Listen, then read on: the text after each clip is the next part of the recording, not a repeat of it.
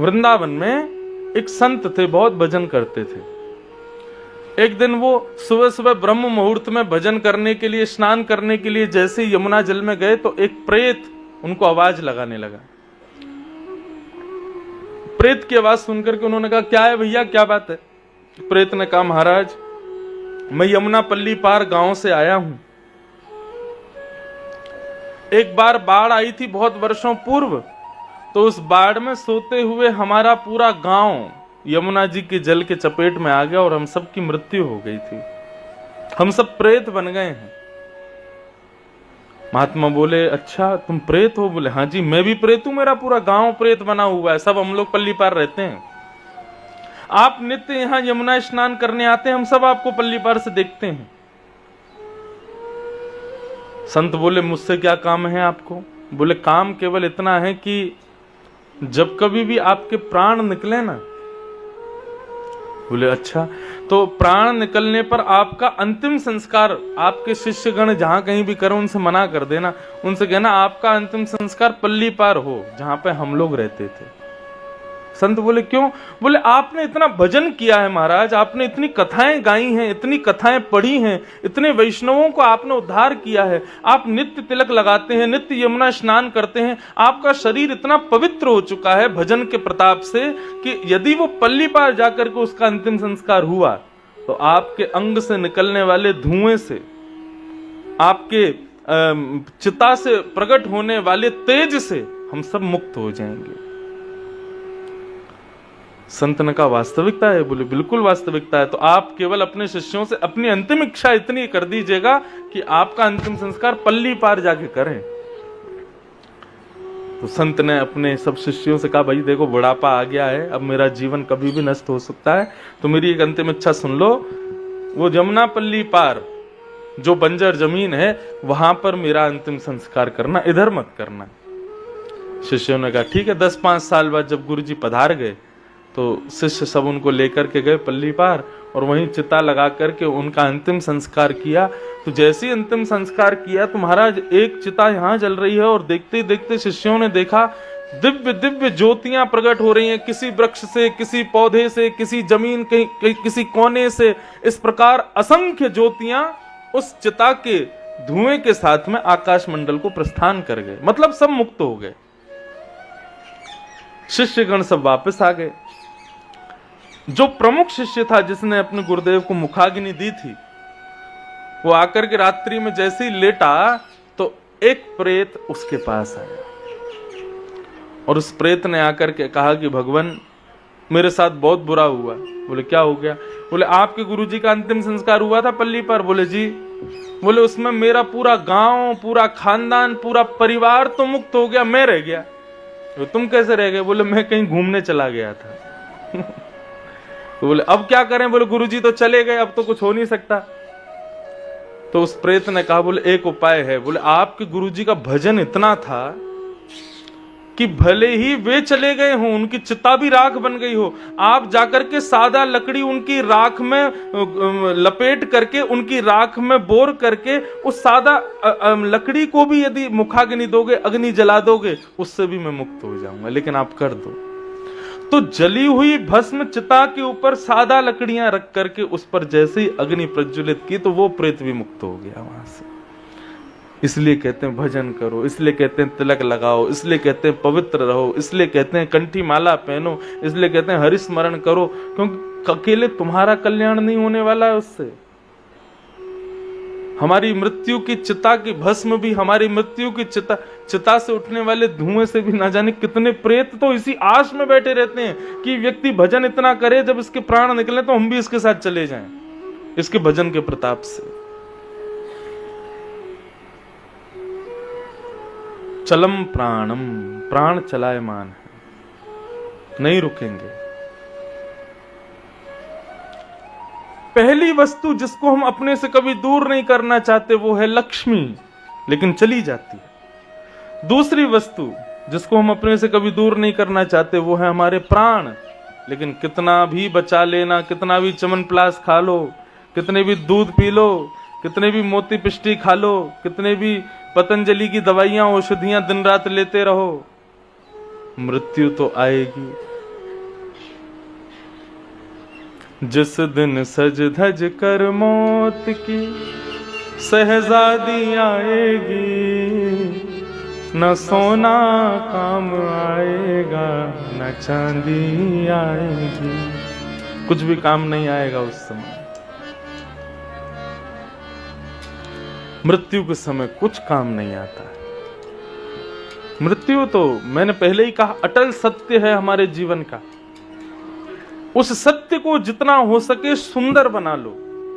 मृत्यु से डरना क्यों, मृत्यु से भय क्यों खाते हो? मृत्यु को सुंदर बनाओ। पहले ही विचार कर लो, हमें तो ऐसी ऐसी मृत्यु चाहिए। हे नाथ, आप हमारे सन्मुख हो, आप हमारे हम आपके दर्शन करें, तब हमारे प्राण। देखो, हमारा भजन करना और भजन करके मृत्यु को प्राप्त हो जाना भी ना जाने कितने जीवों का कल्याण होता है हमारी मृत्यु से।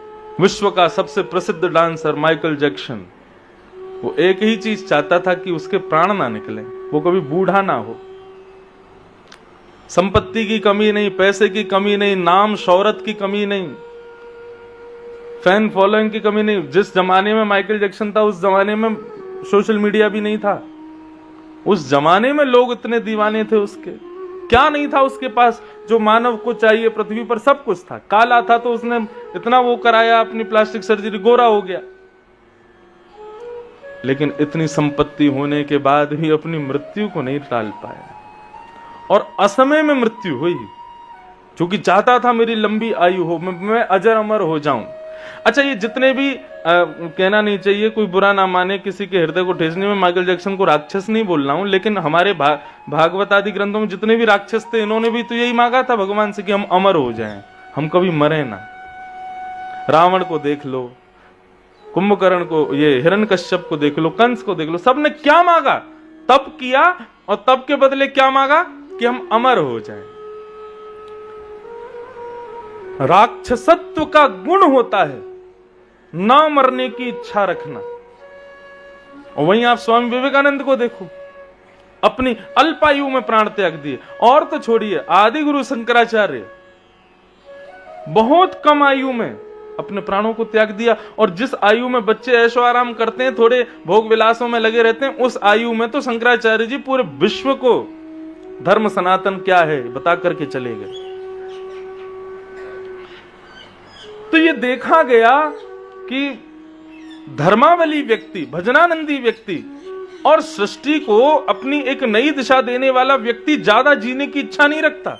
लेकिन भोगी, पामर, विलासी व्यक्ति, उसकी इच्छा क्या रहती है कि मेरी आयु बहुत हो, लंबी हो, मैं बहुत जीऊं। पर भगवत भजन करने वाले व्यक्तियों की इच्छा नहीं होती।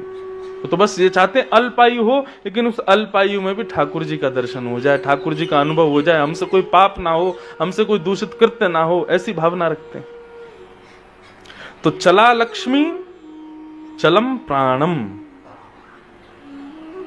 और तीसरी चीज जिसको हम कभी अपने से दूर नहीं करना चाहते, चलम जीवत यौवनम,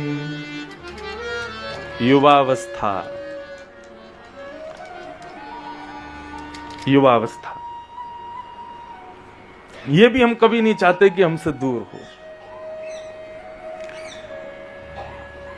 क्यों? क्योंकि युवावस्था में सब कुछ बड़ा बढ़िया होता है।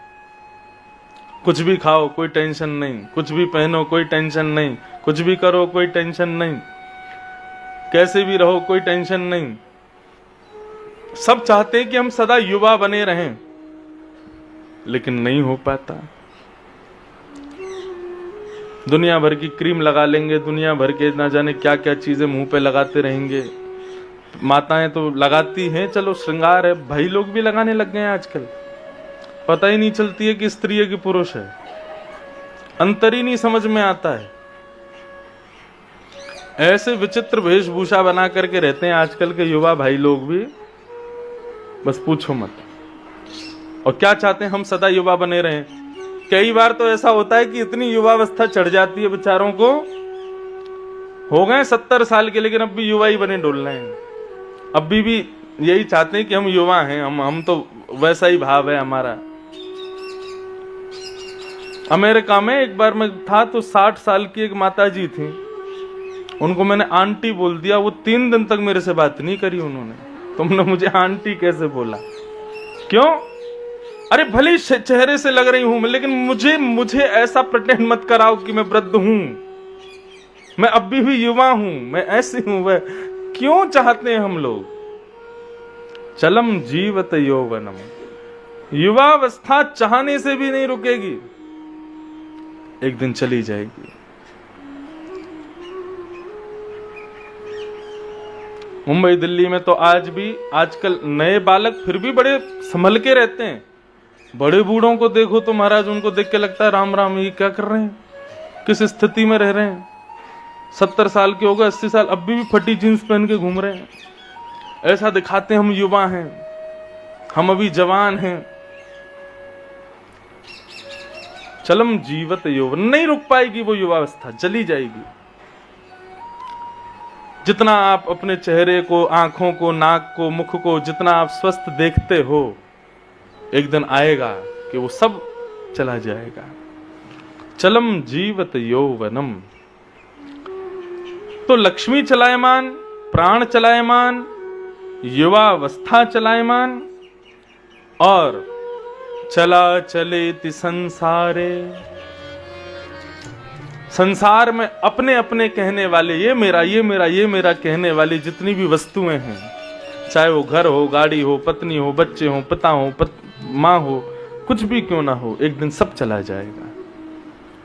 और जाएगा नहीं तो केवल एक वस्तु जिसको तुमने कभी अपना माना ही नहीं, धर्म एको ही निश्चला। वो धर्म कभी तुम्हें छोड़ के नहीं जाएगा। चाहे तुम वृद्ध हो जाना, चाहे तुम निर्धन हो जाना, चाहे तुम अलक्ष्मी हो जाना, चाहे तुम्हारे माता पिता, तुम्हारी पत्नी, बच्चे कुछ भी छोड़ दें, तुम्हारी युवावस्था छोड़ के चली जाए, लेकिन वो धर्म जो तुम्हारा है वो तुमको कभी नहीं छोड़ेगा। निर्धन रहोगे तब भी वैसा ही रहेगा, धनवान हो जाओगे तब भी वैसा ही रहेगा। धर्म एको ही निश्चल। और धर्म क्या है? रामो विग्रहवान धर्म। श्री राम ही धर्म है, श्री कृष्ण ही धर्म है।